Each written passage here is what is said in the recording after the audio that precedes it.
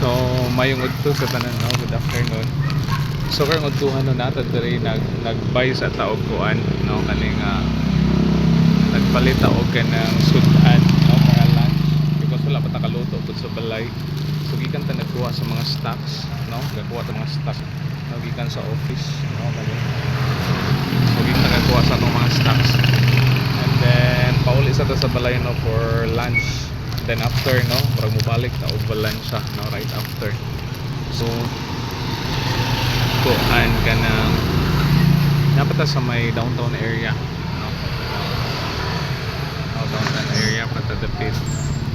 And then